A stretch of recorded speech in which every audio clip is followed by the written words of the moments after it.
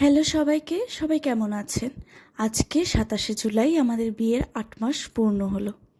দেখতে দেখতে কীভাবে দিন চলে যায় না? এই তো সেদিন মনে হয় বিয়ে হলো আর আজকে ৮ মাস পূর্ণ হয়ে গেল।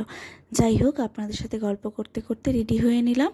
এই যে গলারটা এবং কুর্তিটা, দুটোই আমি শান্তিনিকেতন থেকে কিনেছিলাম। জীবনে প্রথম হেয়ার স্ট্রেটনার ধরেছেন বাবু।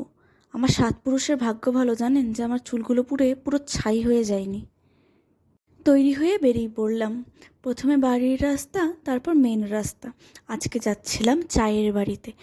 আমার বাড়ি থেকে এটা বিশেষ একটা দূর না, তবে এটার নামই আমি জানতাম না।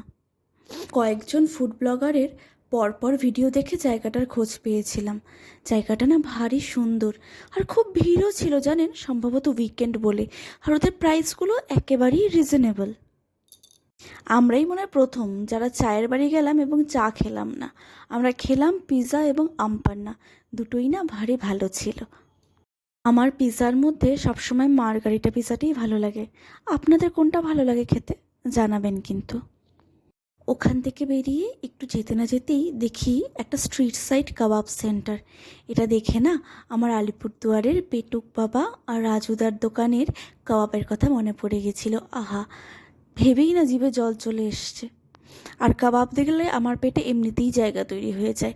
তারপর ১ প্লেট রেশমি কাবাব নিলাম। এই যে এই স্টিকটা আমার জন্য তৈরি হচ্ছে। বানিয়েও ছিল খুব ভালো ছিল খেতে। থেকে বেরিয়ে আমরা একটা আইসক্রিমের দোকানে গেছিলাম। ওমা, দেখি পেপসি আইসক্রিম। আমরা ছোটোবেলায় খেতাম না, ১ টাকা ২ টাকা দাম ছিল। এই পেপসিগুলো আমাদের 90s কিডদের কাছে একটা নস্টালজিয়া।